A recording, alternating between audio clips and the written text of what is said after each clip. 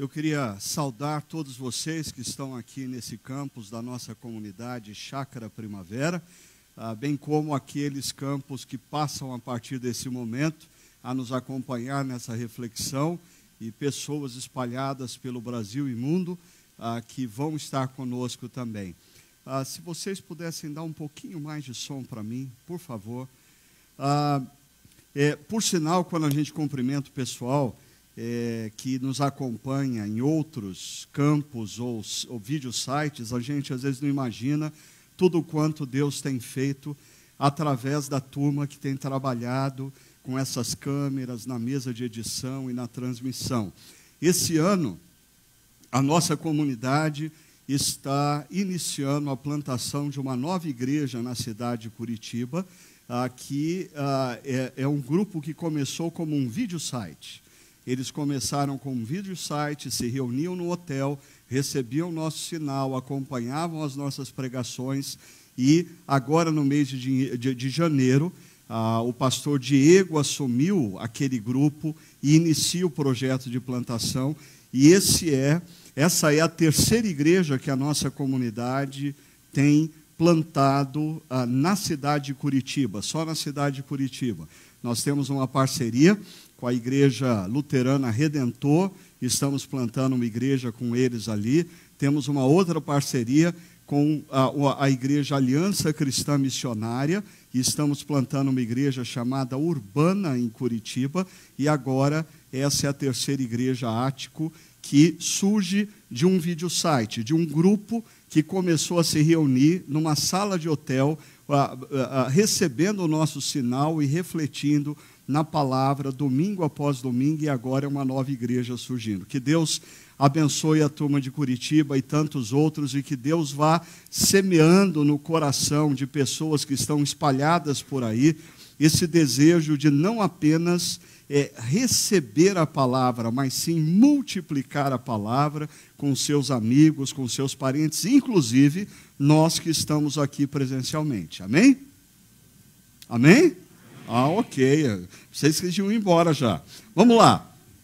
Nós temos refletido sobre esse tema e não devia estar do jeito que estava lá, então vamos tentar consertar. Ok, agora sim. Fé no exílio.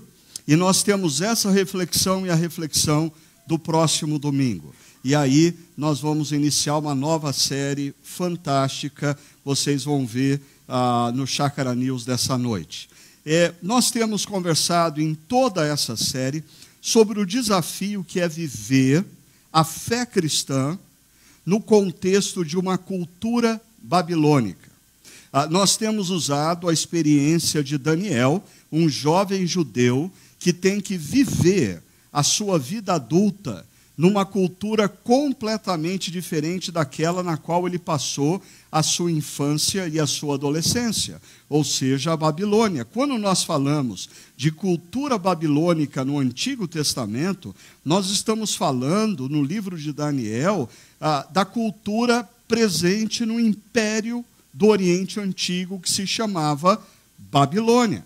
No entanto, eu queria que você percebesse o seguinte: ao longo da história bíblica, quando nós chegamos no livro de Apocalipse, o livro de Apocalipse fala da Babilônia não mais como um país, não mais como um estado, não mais como um império. A Babilônia se transforma na estruturação do mal na sociedade, na impiedade, na falta de compaixão, na opressão, na violência, na imoralidade. Tudo isso se estrutura, ou seja, o pecado em Apocalipse deixa de ser algo individual e pessoal e passa a ser algo estrutural, presente numa cultura que motiva pessoas a viverem na contramão do reino de Deus, na contramão dos valores e princípios do reino de Deus. Por isso,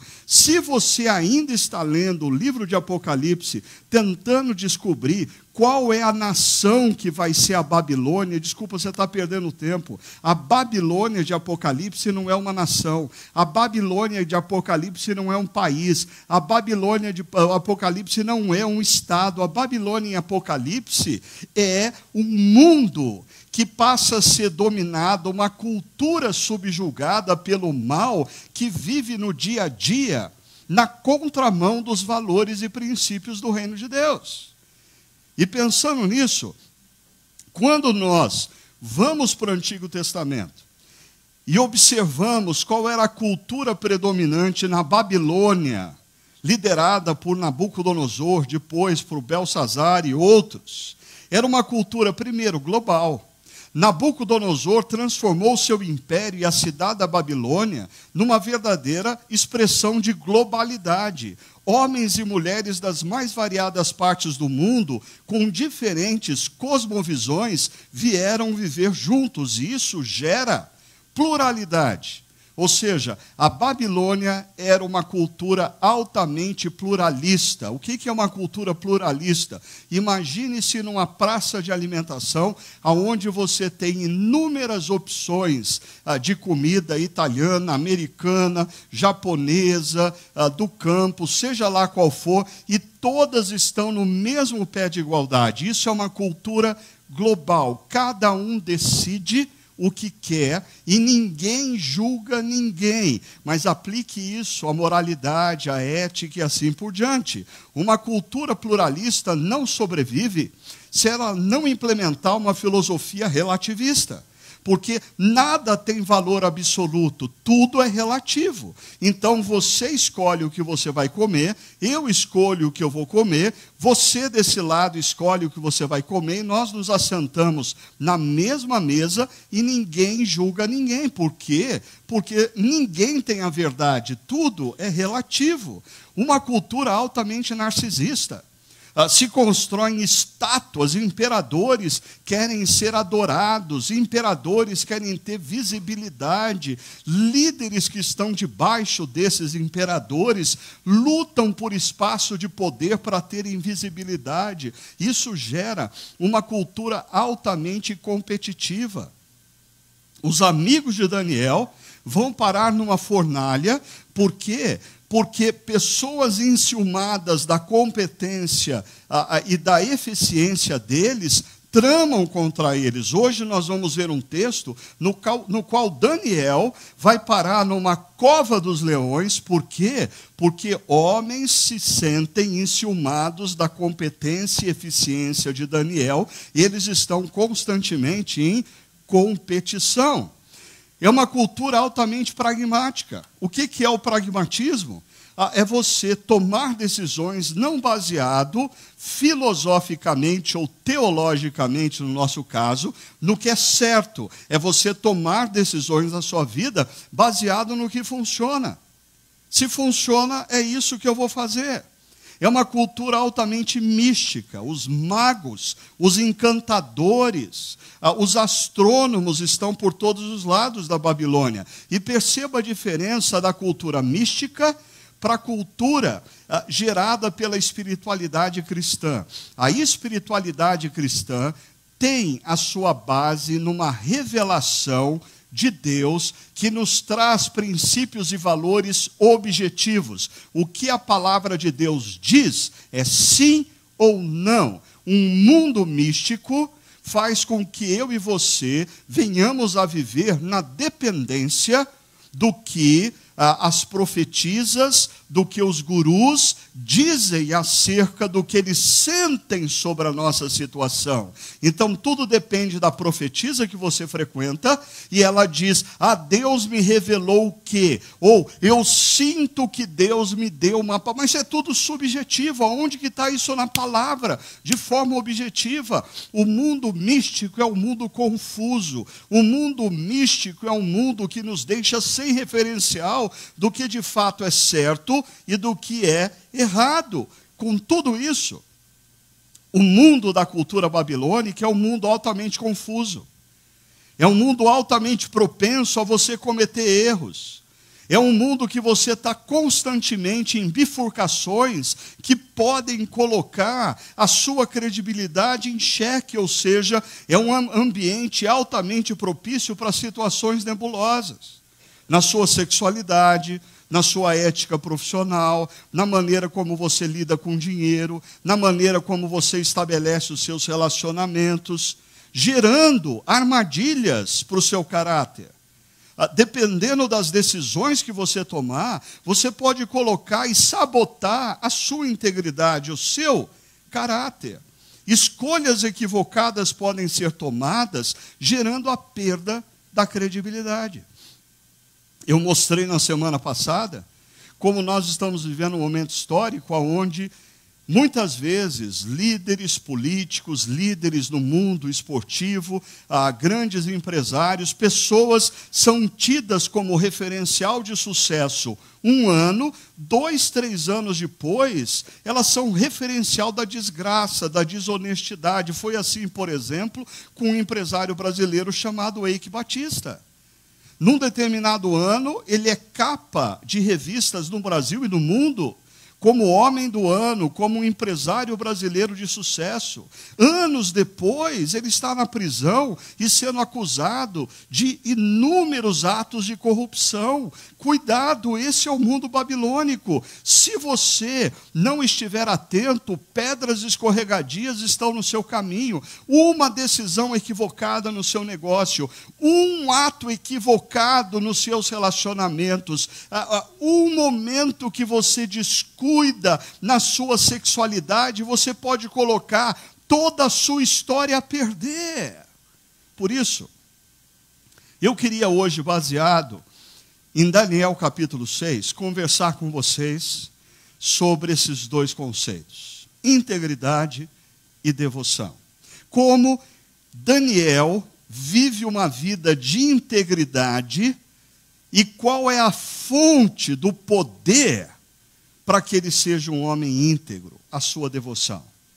Olha o que diz os primeiros versos de Daniel capítulo 6.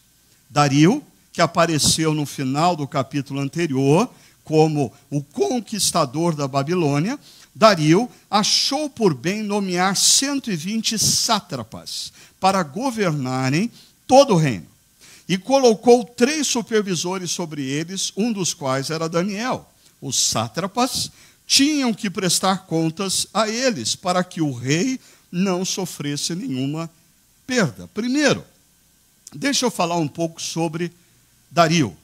Dario é um personagem que, historicamente, muitos acadêmicos questionam, porque fora do registro bíblico, nós não temos evidências da existência de um rei ou de um imperador chamado Dario. Então, alguns estudiosos dizem que, na verdade, Dario é um dos comandantes do exército do rei Ciro, e como ele foi responsável pela invasão da Babilônia, Ciro delegou a ele o poder para que ele governasse a Babilônia dentro do império maior, que era o Império Medo-Persa. Essa é uma possibilidade. Mas existe uma outra possibilidade. Alguns estudiosos dizem, não, Dario é um outro nome dado ao próprio rei Ciro. Por quê? Porque Ciro era persa, e quando ele conquista o Império Medo, os médios dão a ele o nome de Dario. Isso era muito comum na antiguidade. Um rei que dominava o mundo em diferentes lugares e culturas, era atribuído a ele um nome com um determinado significado. Para você perceber como essa discussão ela vai longe, o verso 28 do capítulo que nós estamos lendo diz assim: assim Daniel prosperou durante os reinados de Dario e de Ciro, o persa. Quando você lê esse texto, a primeira coisa que pode talvez emergir na sua mente é, ok, nós estamos falando de 2 personagens. O problema é que esse "e" aqui, ele pode ser traduzido por isto é. Reinados de Dario, isto é, de Ciro, o persa. Mas você pode fazer a opção que você quiser. Não vai mudar o conteúdo do texto bíblico.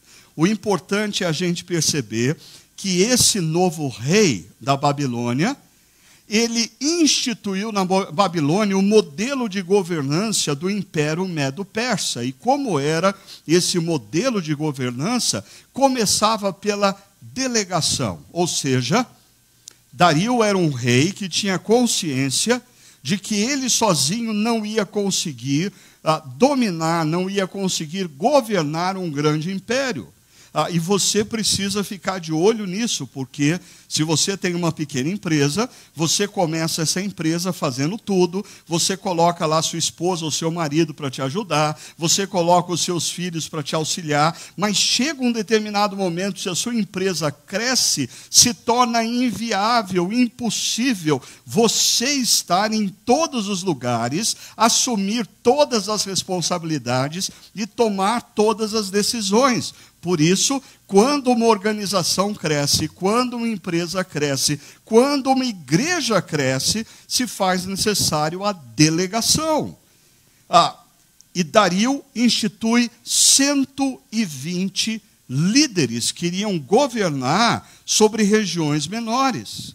Mas ele coloca sobre esses sátrapas, que eram uma espécie de prefeitos regionais, ele colocou 3 supervisores sobre eles. Por quê?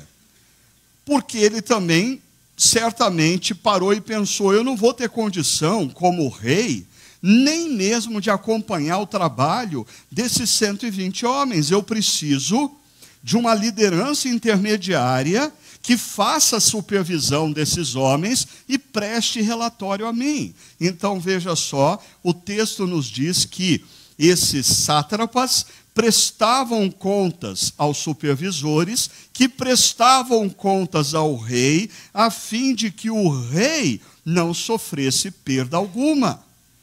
A fim de que o reino não sofresse perda alguma. Se você tem uma empresa que se desenvolveu e você precisa criar uma estrutura de prestação de contas, você deve fazê-lo para que você e a sua empresa não tenha perda alguma. Numa comunidade cristã, que muitas pessoas às vezes não se dão conta, é que se você é membro e frequenta uma igreja pequena, existem algumas vantagens nisso. Se você frequenta uma igreja maior, existem outras vantagens nisso. Mas os dois modelos têm as suas limitações, os seus problemas. Quando você faz parte de uma igreja pequena, que se torna grande, muitas pessoas se tornam resistentes ao fato de que quando uma igreja pequena se torna grande, ela precisa se reestruturar de tal forma que existam presbíteros que cuidem de grupos pequenos e líderes de grupos pequenos que cuidem de pessoas, e quem cuida de grupo pequeno, cuida de um grupo pequeno de uma igreja maior e precisa prestar contas. Precisa informar o que está acontecendo, porque nós não temos grupos pequenos para indivíduos, nós temos grupos pequenos para uma estrutura maior que é a igreja, para o cuidado das pessoas. É essa estrutura que uma igreja, e eu diria, muitos jovens pastores, quando iniciam o seu ministério e de repente o seu ministério cresce, eles erram por não perceber que quando uma igreja se torna maior, ela não é simplesmente a mesma versão de uma igreja pequena num formato maior. Ela é um organismo completamente diferente que precisa de uma estrutura na qual pessoas possam ser delegadas e exista supervisão e exista prestação de contas. Mas eu sei o que alguns de vocês estão pensando. Alguns de vocês estão dizendo assim, está vendo porque essa igreja é um problema? A gente está usando o modelo babilônico aqui. Essa igreja cedeu ao pecado. O mundo entrou na igreja. Pastor, o senhor está falando que a gente tem que se estruturar como a Babilônia se estruturava? Desculpa, se você pegar Êxodo capítulo 18, o conselho que Jetro dá a Moisés é exatamente o mesmo. Por toda a Bíblia, existe uma sabedoria que replica esse modelo. Êxodo 18, o conselho de Jetro a Moisés, a estrutura do governo babilônico. E quando você pega a igreja neotestamentária, o apóstolo Paulo não pode estar em todos os lugares ao mesmo tempo. Por isso, ele passa pela cidade e ele forma presbíteros e ele delega a esses presbíteros o poder para cuidar de pessoas. E esses presbíteros, na medida que a comunidade local cresce e se expande em outros grupos, passam a delegar a função de cuidado de pessoas a outras pessoas, e todos sob supervisão. É o modelo que a palavra de Deus nos apresenta. Mas voltando ao nosso texto, diz o verso 3, ora, nessa estrutura, Daniel se destacou tanto entre os supervisores e os sátrapas, por suas grandes qualidades. Perceba, Daniel não se destaca porque ele era evangélico. Daniel não se destaca porque ele era amigo de Dario. Daniel não se destaca pela sua habilidade de manipular nos bastidores pessoas. Daniel não se destaca porque ele era, antes do governo de Dario, ele já era amigo de um dos filhos de Dario. Daniel se destaca porque ele é competente no que ele faz. E se existe uma razão que deve gerar em cristãos, homens e mulheres profissionais das mais variadas áreas, destaque, essa razão é competência e eficiência. Um cristão, um homem ou uma mulher, jamais deve ser conhecido como alguém de destaque pela sua habilidade de articular politicamente, a sua habilidade de manipular pessoas nos bastidores, a sua habilidade de omitir informações importantes, sabotar amigos de trabalho. Cristãos precisam ser conhecidos e se destacarem pela sua competência e eficiência. É assim que a história de Daniel nos ensina. Mas perceba, diante disso, os supervisores e os sátrapas procuraram motivos para acusar Daniel na sua administração governamental. Aqui a gente tem uma máxima que acontece em qualquer lugar. Sucesso gera ciúmes, que gera oposição. Pessoas bem-sucedidas na sua área profissional geram ciúmes, especialmente daqueles que têm a mesma idade, aqueles que acham que têm a mesma competência, aqueles que acham que têm as mesmas possibilidades. Sucesso gera ciúmes, que gera oposição. Agora você precisa tomar cuidado com uma coisa, porque se você se concentrar aqui, você pode dizer assim: ah, pastor, que bom que o senhor está falando sobre isso, porque, olha, eu tenho enfrentado muita oposição na minha vida. Aí eu já passei por várias empresas, em todas as empresas eu tive problema de oposição, principalmente dos meus chefes. Meus chefes sempre se opuseram a mim. Eu sempre... Peraí, calma, porque você precisa perceber o seguinte: esses homens que investigaram Daniel, diz o texto, nada conseguiram. Não puderam achar nele falta alguma. Acompanhe meu raciocínio. Você pode estar recebendo oposição, porque você tem falhado. Você pode estar recebendo oposição, porque você está fazendo coisa errada. O ponto aqui não é a oposição. Daniel recebe oposição porque ele é alvo de ciúmes, mas o texto é claro, o sucesso dele é um sucesso que emerge da sua competência, da sua eficiência. Ele não negocia valores, ele não flexibiliza princípios, ele está sendo perseguido porque ele se destaca no meio de pessoas incompetentes. E essa é uma máxima que acontece em vários lugares. Mas a base do sucesso de Daniel é a integridade. E o texto deixa claro isso. Não puderam achar nele falta alguma. Daniel era um cara altamente zeloso nos detalhes. Ele era altamente zeloso nas bifurcações do dia a dia. E esse texto me ensina uma coisa muito interessante. Porque diz, pois ele era fiel. E eu gosto de fazer equações. E eu entendo essa última linha da seguinte maneira. O autor bíblico está dizendo que ser fiel é igual ser honesto mais ser eficiente. Olha o que o texto diz. Pois ele era fiel, não era desonesto, nem negligente. Isso para mim lançou luz para eu perceber algumas coisas. Sabe por quê? Convivendo há muitos anos com pessoas que se afirmam crentes, eu escuto muita reclamação por parte dessas pessoas, porque, por exemplo, elas dizem assim, eu fui mandado embora daquela empresa, e pastor, o senhor me conhece, eu sou uma pessoa muito honesta. Eu não achei justo me mandarem embora, porque eu sou honesto. Parece que os chamados crentes, eles associam ser fiel mera e simplesmente com ser honesto. É parte do ser fiel, mas não é a totalidade. Ser fiel significa ser honesto e fazer com eficiência a tarefa que lhe foi confiada a você.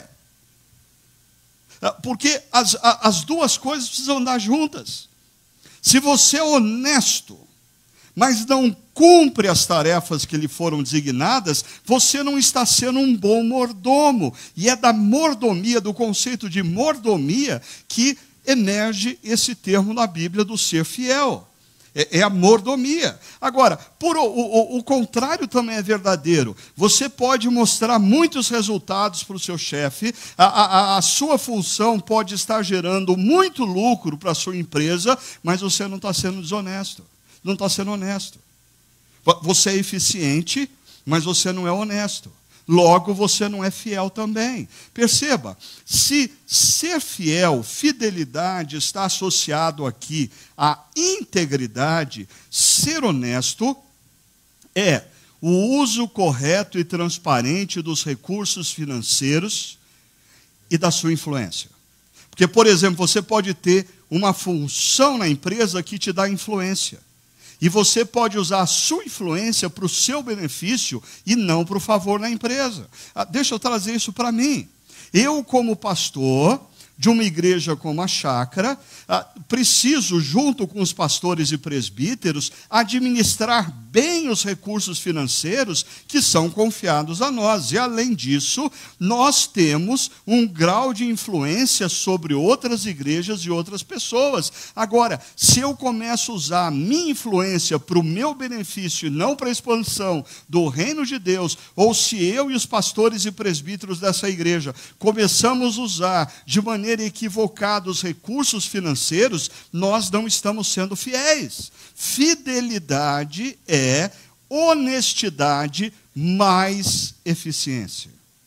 Guarde isso. Pare com essa mania de olhar. Eu acho que assim, ser honesto é muito importante. Mas eu diria que evangélicos, de maneira geral, precisavam fazer um upgrade na vida. Não nos basta sermos honestos, nós precisamos ser eficientes no que nós fazemos. Nós precisamos buscar competência para sermos os melhores nas mais variadas áreas, porque o que nós fazemos é parte da nossa vocação para o Deus Criador e Redentor, que nos capacitou e nos criou para vivermos para a sua honra e para a sua glória. Aqui, o ser eficiente é a realização das tarefas designadas com dedicação e excelência. Mas deixa eu me concentrar aqui no nosso foco, que é a questão da integridade. Alguns anos atrás, nós conversávamos sobre algumas histórias do livro de Juízes. E quando nós estávamos estudando a vida de Sansão, essa frase veio à minha mente. Carisma é concedido. Sansão é um cara que recebe um dom de Deus. A capacitação de Sansão vem de Deus. Mas carisma é concedido. Caráter é forjado. Caráter é formado e consolidado nas pequenas decisões que você faz dia após dia. É um perigo em qualquer área da vida um indivíduo ser capacitado por Deus e ele crescer em influência, mas ele desprezar a importância dele forjar o caráter. É um perigo porque na medida em que a influência cresce e o caráter não é forjado, mais cedo ou mais tarde, tudo, absolutamente tudo, vai vir abaixo. E aí, inúmeras pessoas vão ser chocadas e escandalizadas com o fato de que o caráter no dia a dia e ao longo da história não foi forjado. Pastor Craig Groeschel, ele tem essa frase que para mim ela é de grande importância. Olha só, o que orienta a decisão de grandes líderes não são as implicações das decisões, mas a razão para a decisão. É a coisa certa a ser feita naquele momento. Quando líderes das mais variadas áreas, quando líderes de empresa, quando líderes de organizações, quando líderes de denominações, quando líderes de igreja, pastores, começam a tomar decisões baseadas na conveniência e não no que é certo, eles estão caminhando para a ruína. Eles e todo o povo que o segue.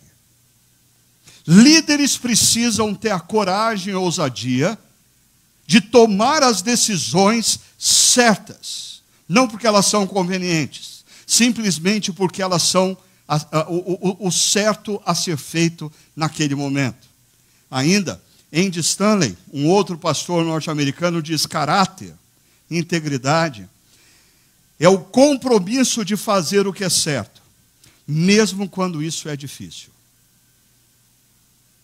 Porque às vezes nós fazemos o que é certo quando é fácil. Quando é difícil, a gente usa isso como desculpa. Essa situação era difícil. Você tem que entender, pastor.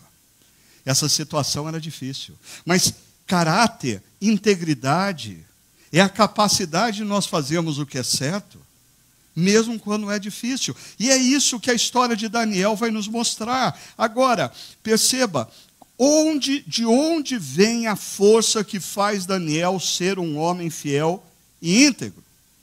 A continuidade da história vai nos mostrar. Olha o verso 6 e 7, diz assim: os supervisores e os sátrapas, de comum acordo, foram falar com o rei. E eles começam bajulando o rei. Ó rei Dario, vive para sempre. E aí eles dizem assim: todos os supervisores, o que não é uma verdade, porque todos os supervisores são 3. E aqui nós temos talvez 2, porque Daniel não participou dessa decisão. Todos os supervisores concordaram em que o rei deve emitir um decreto ordenando que todo aquele que orar a qualquer Deus ou a qualquer homem nos próximos 30 dias, exceto a ti, ó rei, seja tirado na cova dos leões. O que é impressionante de pessoas que manipulam, pessoas que articulam nos bastidores, é que elas têm a capacidade de gerar propostas que aparentemente são sensacionais e que pensam no bem comum, quando na verdade eles estão fazendo propostas para agredir, para prejudicar pessoas específicas. Porque quando você para pensar que o rei Dario assumiu o governo da Babilônia, uma Babilônia pluralista, aonde existem diferentes deuses, aonde pessoas são devotas a diferentes entidades. Nada melhor para dar uma unificada nessa feira do que falar assim, ó, por 30 dias só pode orar ao rei Dario. Ou seja, dá uma funilada na coisa, dá uma unificada na coisa, junta todo mundo. Parece uma proposta que tem como alvo beneficiar Dario. Mas, na verdade, é uma proposta que tem por propósito beneficiar a eles, prejudicando Daniel. Depois você lê o texto com mais calma. O texto continua, mas eu queria chamar a sua atenção para algo, aqueles que conhecem a história. Eu não sei se você já parou para pensar nisso. O decreto proposto por esses homens não era de que ninguém, nunca mais, por toda a vida, não poderia orar ao Deus de Israel. O decreto só fala 30 dias. Imagina se nós vivêssemos num governo que hoje à noite você chegasse em casa, tinha lá um anúncio em rede nacional, e o líder da nação dissesse assim, olha, eu estou decretando que nos próximos 30 dias ninguém pode orar. Está proibido orar por 30 dias. Como você ia se sentir? Fala a verdade, vai. 30 dias. Talvez, deixa eu aplicar esse negócio de uma maneira um pouquinho mais concreta. Vamos imaginar que nós estamos debaixo de um governo que diz assim, nos próximos 30 dias, ninguém vai poder ir na igreja. Igreja nenhuma vai poder se reunir nos próximos 30 dias. E aí? O que você vai fazer? Talvez já faça 30 dias que você não aparecia numa igreja. Você não vai nem sentir falta. Você diz, 30 dias passa rápido. 30 dias, oração. Talvez muitos aqui, ou aqueles que estão nos acompanhando, tenham um estilo de oração que diz assim, não, eu oro quando eu estou dirigindo, aí eu oro quando eu estou lavando o prato, aí eu oro quando eu estou fazendo isso ou aquilo. Ou seja, ninguém nem vai perceber que você está orando. Não vai fazer diferença nenhuma. E 30 dias, você não aguentaria ficar 30 dias sem oração? Talvez alguns aqui estejam até há mais tempo sem isso. Qual o problema de passar 30 dias sem oração? Mas olha só o que acontece com Daniel. Quando Daniel soube que o decreto tinha sido publicado, foi para casa, para o seu quarto, no andar de cima, onde as janelas davam para Jerusalém, e ali fez o que costumava fazer. Era hábito. 3 vezes ao dia. Daniel se ajoelhava. E ele tinha uma atitude. O texto diz que ele agradecia a Deus. É interessante porque talvez você já tenha ouvido falar, ou até tenha visto, que essa prática de 3 orações diárias é típica hoje do mundo muçulmano. Se você está num país muçulmano, quando dá a hora de oração, da mesquita, vem um indivíduo gritando e chamando, convocando todo mundo à oração, e os muçulmanos, aonde eles estiverem, não importa, eles param, eles vão colocar o tapetinho, até se eles estiverem dentro de um avião, deu a hora de oração, tapetinho no chão, para que lado está a Meca, eles têm a bússola deles, bota lá para saber aonde está, vira para a Meca e vai orar, não importa quem está por perto. Mas é interessante, essa prática foi, os muçulmanos, eles incorporaram de uma prática que era judaica e cristã. Porque a igreja primitiva também tinha a prática das orações 3 momentos ao dia. Agora perceba, não é uma oração enquanto dirige, enquanto lava prato. É uma oração que envolve o corpo. É uma oração que tem hora e local certo. é uma oração que nos coloca de joelhos. Porque quando você se coloca de joelhos para orar, você está dizendo para a sua mente e para o seu coração que você está diante de alguém imensamente maior do que você. Você está diante de alguém que tem o domínio sobre tudo e sobre todos. É assustador como em algumas igrejas a prática da oração, ela se tornou quase que assim uma birra de filhos mimados que não conhecem os seus limites. Por quê? A oração é mais ou menos assim: Senhor, em nome de Jesus eu decreto, vai fazendo aí, Senhor. Muda essa situação em nome de Jesus, age agora. Começa a agir, Senhor, porque eu sou filho do rei. Não, você é um filho mimado do rei. E você perdeu a referência de quem de fato você é e quem Deus é. Por isso, começa a orar de joelhos, começa a orar lembrando a sua mente e o seu coração de quem é que manda, quem é você e quem é Deus. Deus é o Deus Criador, Redentor, é Ele que te dá a vida, é Ele que te resgatou naquela cruz. Eu e você somos simplesmente servos do Deus Criador e Redentor. E a atitude de gratidão? Você já parou para pensar quais eram as razões de Daniel agradecer? Quem sabe ele poderia estar orando assim: Senhor, eu te agradeço porque eu era um adolescente e eu estava estudando para entrar na Unicamp lá em Jerusalém, e de repente aconteceu essa invasão babilônica, e o Senhor me tirou da oportunidade que eu tinha na minha terra. O Senhor me fez um escravo, o Senhor me colocou na corte do rei e, consequentemente, eu tive que me transformar num eunuco, porque às vezes as pessoas se esquecem que Daniel é um eunuco. Ele não tinha família e não poderia ter posteridade, ele não podia ter filhos. Ele agradece pelo quê? Por estar há 70 anos no exílio? Uma coisa que eu tenho aprendido: gratidão é uma opção que nós fazemos no coração.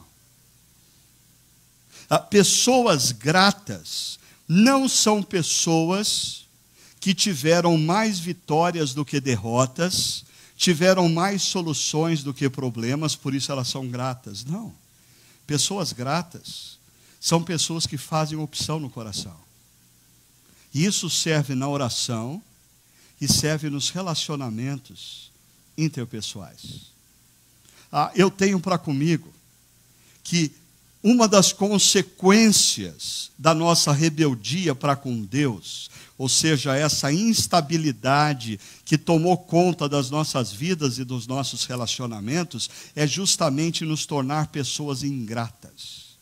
A gratidão não é um ato intencional, espontâneo. A gratidão demanda opção. Eu vou ser grato pelo que essa pessoa fez na minha vida. Eu vou ser grato a Deus pela vida. Eu vou ser grato pelo que Ele tem feito na minha história.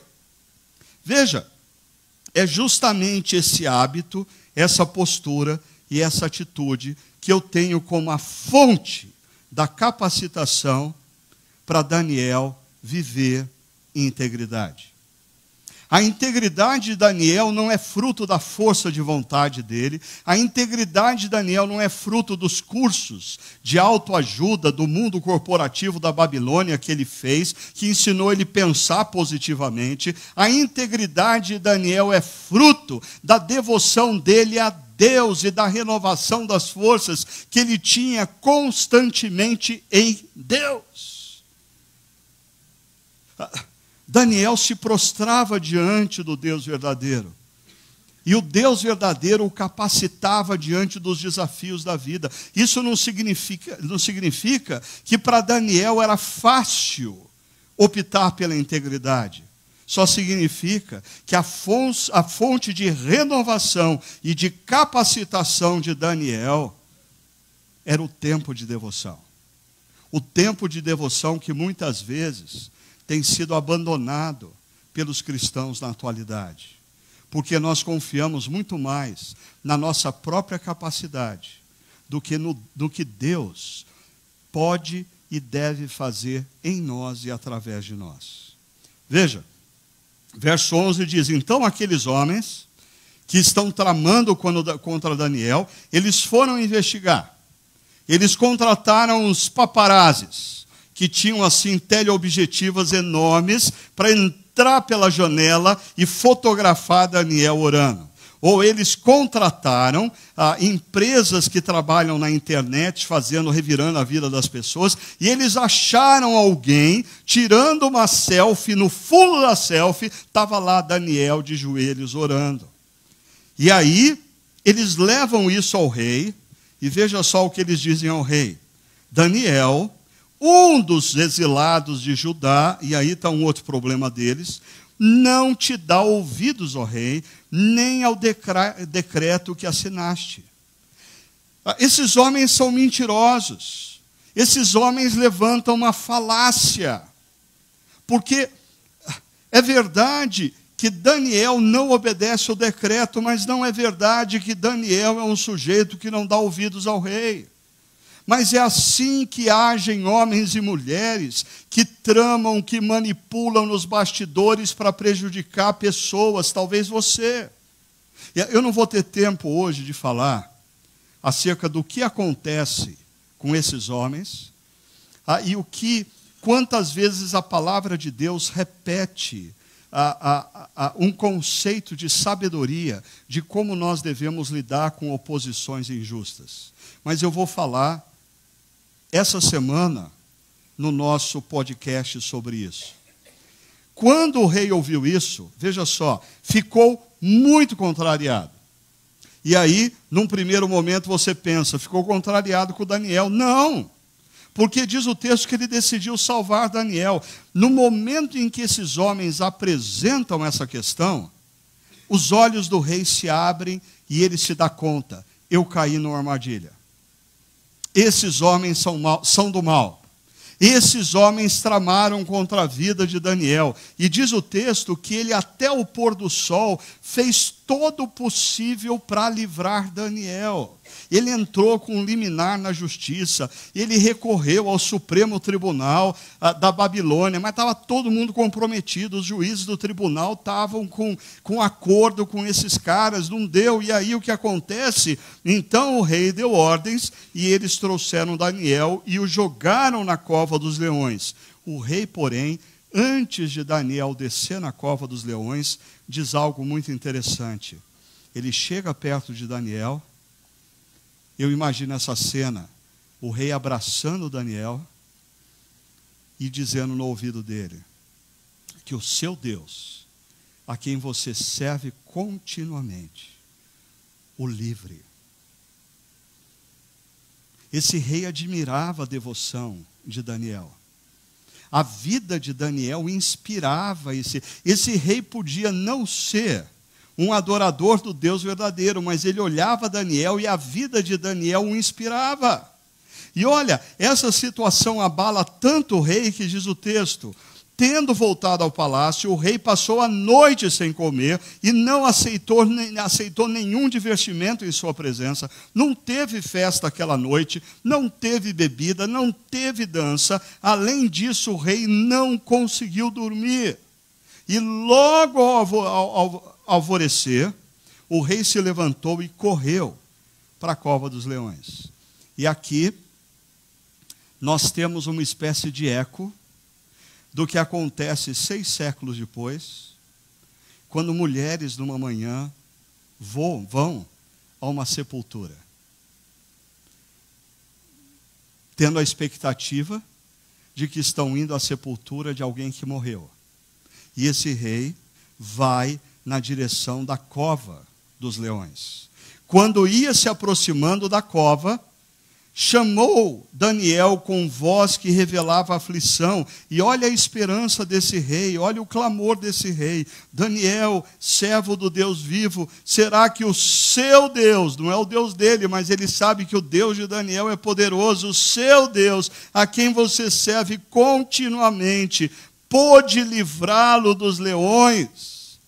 e de repente ele escuta uma voz dizendo: ó rei, vive para sempre. E a voz de Daniel. E Daniel complementa dizendo: o meu Deus enviou o seu anjo.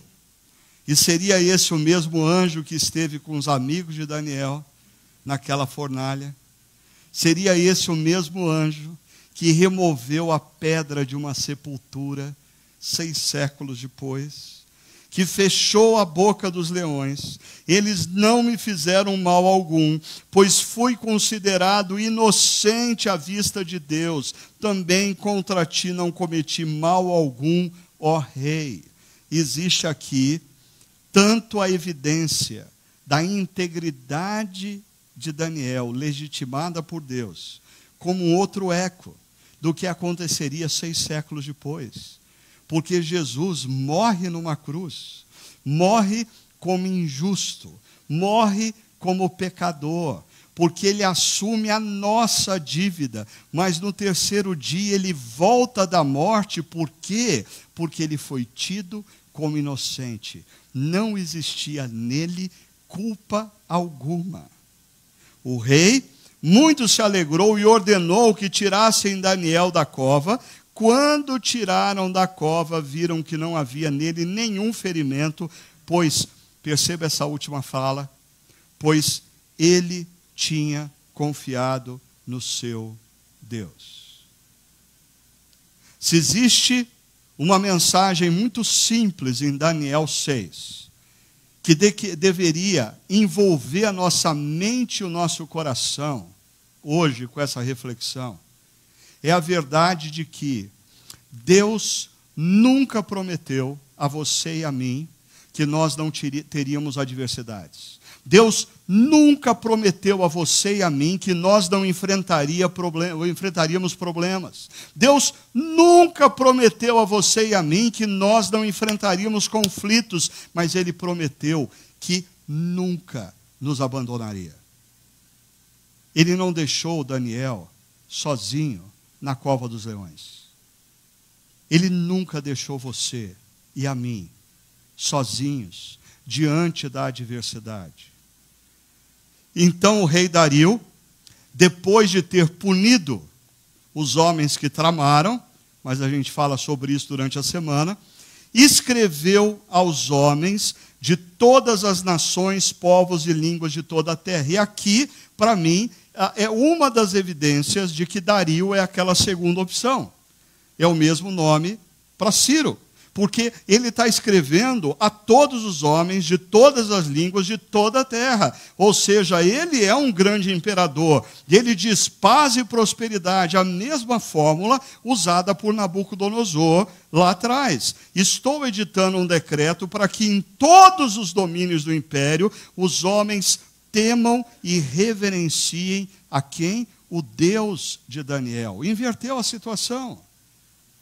O decreto assinado anteriormente proibia Daniel de orar ao Deus de Israel. E agora, diante do que aconteceu, todos os homens e mulheres de toda a terra são convocados a orar tão somente ao Deus de Israel ou ao Deus de Daniel, pois ele, olha a expressão do imperador, pois ele é o Deus vivo, ele não é um Deus morto, ele não está silencioso na história, ele está vivo e ativo. Você pode não percebê-lo, mas isso não muda o fato de que ele está presente na sua história. Você pode não ter consciência do amor dele por você, mas isso não muda o fato de que ele te ama. Você pode não ter consciência de que o poder dele tem sustentado a sua história, mas isso não muda o fato de que é isso que te trouxe até aqui no dia de hoje.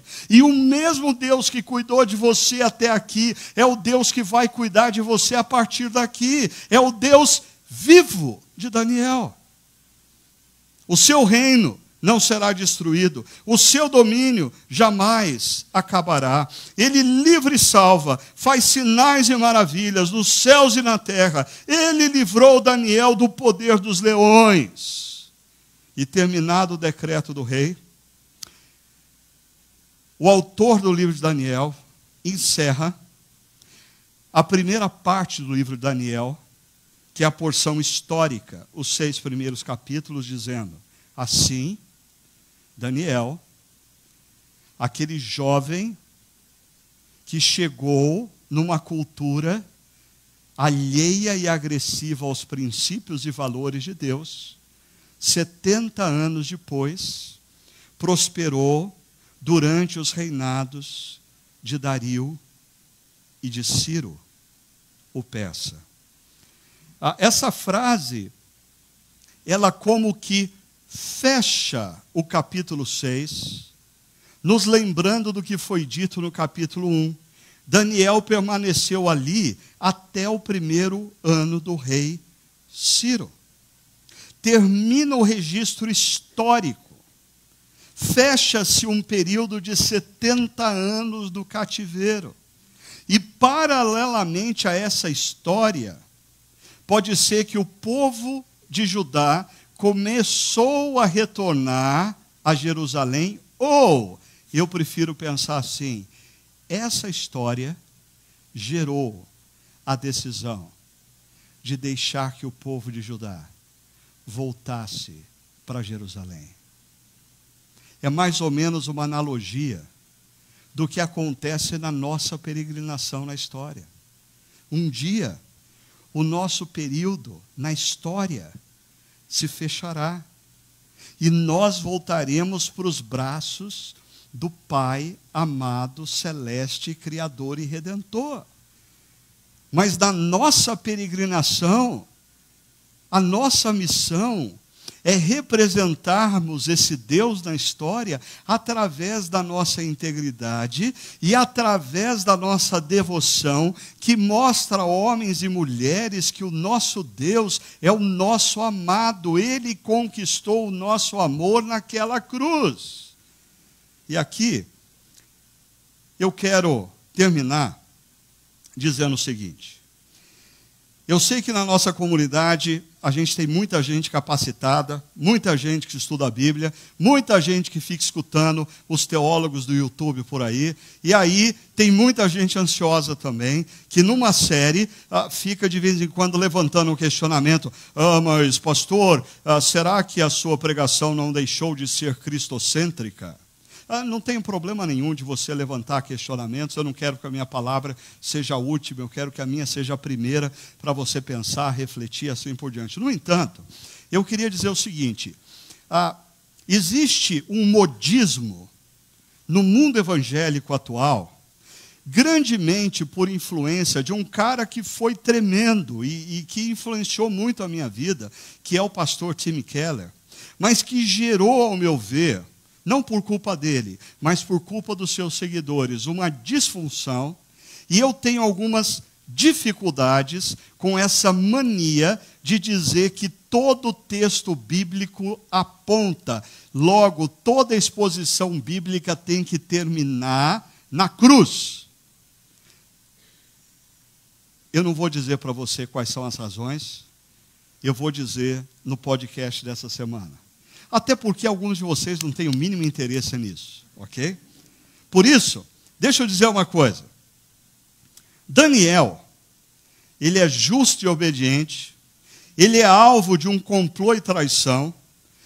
O juiz, o rei que está diante dele, hesita em condená-lo, mas não tem outro jeito a não ser condená-lo à morte devido ao complô que foi armado. Daniel confia a sua vida a Deus, só falta ele dizer: nas tuas mãos entrego o meu espírito, e Daniel tem uma manhã vitoriosa. Fantástico isso. Te lembra alguma coisa? Daniel é o que os teólogos sistemáticos chamam de um tipo de Jesus. Mas Jesus é muito mais do que Daniel. Jesus é o Daniel que não foi poupado da morte. Jesus é o Daniel que morreu por todos nós que estamos no cativeiro. Jesus é o Daniel que ressuscitou, pois é justo e perfeito. Jesus é o Daniel que é profeta, assim como Daniel. Mas Jesus é o profeta e o próprio cumprimento de todas as profecias. Daniel é o tipo, é sombra. Jesus é aquele que haveria de vir. A nossa esperança não está em Daniel. A nossa esperança está em Cristo. O que transforma as nossas vidas não é crermos em Daniel, é crermos que Jesus é quem ele disse ser, e o que ele fez naquela cruz foi suficiente para nos reconciliar com um Deus Criador, e agora nós temos uma nova vida. O meu problema, um dos problemas que eu tenho, é quando a gente chega nesse ponto, a pergunta, ok, diante disso o que nos resta a fazer? E aí eu vejo alguns pregadores na atualidade dizendo assim: confie em Jesus. Vamos orar. Confie plenamente a sua vida em Jesus, porque Ele pagou o preço da sua reconciliação. Vamos receber a bênção e vamos passar uma semana em confiança. Desculpa. Para mim, essa não é a totalidade do Evangelho. Essa é só parte do Evangelho. Porque quando você olha o que Jesus Cristo fez, a gente precisa perceber o seguinte: Ele fez por nós o que nos era impossível, a fim de tornar possível vivermos como Daniel. É o que diz Efésios capítulo 2, verso 10. Depois que Jesus nos salvou pela graça, nos resgatou do reino das trevas, nós fomos recriados em Cristo Jesus para as obras que Deus preparou, que nós andássemos nela antes da fundação do mundo. Deus tem um plano para a minha vida e para a sua vida. Deus quer que você seja sal da terra e luz do mundo. A salvação em Cristo Jesus, na cruz, Deus resgata você e a mim, para que nós agora não vivamos para nós mesmos, nós vivamos para Ele. Em outras palavras, Jesus, quando nós colocamos a nossa confiança em Jesus, nós ganhamos a potencialidade, sob a influência do Espírito Santo, de vivermos em integridade, de vivermos em devoção, de vivermos em confiança plena no caráter e no cuidado do Deus Criador e Redentor. Logo, Daniel aponta para a obra feita por Cristo na cruz, sim. E é nessa obra que nós devemos acreditar. Quem Jesus é e o que Ele fez foi totalmente suficiente. Mas se você crê que Jesus é quem Ele disse ser, e o que Ele fez foi suficiente para te reconciliar com um Deus Criador, Efésios capítulo 1 diz que você foi selado com o Espírito Santo da promessa, e Efésios 2 diz que agora você vive o projeto de Deus para a sua existência, que é, ou que são, as boas obras que Deus planejou para que você viva na história, para a honra e para a glória dEle. Assim, eu posso voltar para o meu gráfico. Você precisa pensar. E aí é uma conversão de mente. Todo momento que nós escutamos a palavra de Deus, nós precisamos viver uma metanoia, é a palavra arrependimento no grego. Uma transformação na mente. O que eu estou escutando? O que eu preciso considerar na minha vida? Talvez você precise considerar a maneira como você está lidando com a devoção. Talvez você tenha que considerar a maneira como você está lidando com a sua integridade. Talvez você tenha que considerar a forma como você tem confiado em Deus em meio às aflições. E reconhecer que quem está errado não é Deus, sou eu e você. Isso é arrependimento. Quando eu chego à conclusão de que a maneira como eu estou pensando, a maneira como eu estou vivendo, a maneira como eu estou priorizando coisas está errado, e Deus está certo. E se naquela cruz Deus não somente me perdoou, mas pelo Espírito Santo da promessa, Ele me capacitou para ser uma nova criatura na história, aí eu tenho insistido com você. Você não pode sair daqui sem colocar no seu caderno de anotações ou no seu celular Daniel 6, a data de hoje, integridade e devoção, e escrever o que você vai fazer essa semana diante do que Deus te falou. Porque se você não tiver um projeto novo, não vai acontecer nada. Semana que vem você vai estar aqui ouvindo outra vez uma pregação. E daqui a 50 domingos você vai estar aqui ouvindo uma pregação. E daqui a 5 anos você está ouvindo uma pregação e você diz: por que a minha vida não muda? Porque você não toma decisões para ter novas atitudes diante do que Deus fala. O que você vai fazer? Como você vai fazer? Talvez você tenha que decidir: eu vou ter tempo, local e hora de devoção a partir de amanhã cedo. Eu preciso disso. Ou talvez você saia daqui dizendo: eu preciso tomar uma decisão séria na minha empresa. Eu preciso confiar que Deus cuida de mim e tomar a decisão que eu preciso tomar. Agora, lembre-se sempre da última pergunta que eu tenho insistido: por que você vai fazer isso? Porque senão vira legalismo. Por que eu vou sair daqui com um projeto de obediência? Por que eu vou buscar transformação nas minhas atitudes? Por que eu vou viver de uma nova maneira? Eu te respondo: porque o Deus Criador entrou na história em Jesus Cristo e naquela cruz demonstrou o seu amor por mim. Ele me reconciliou com Ele, Ele me comprou com o sangue dEle, Ele me perdoou por todos os meus erros, e agora esse amor me conquistou, e eu, constrangido, eu quero viver a história para a honra e para a glória do Deus Criador e Redentor. É isso que me move a fazer nessa semana, de forma diferente, o que eu vinha fazendo até hoje.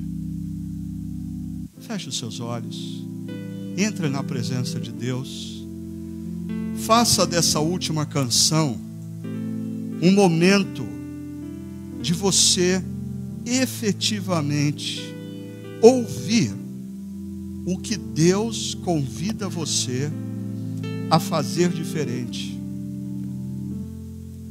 ao longo dessa semana. Vamos estar em oração.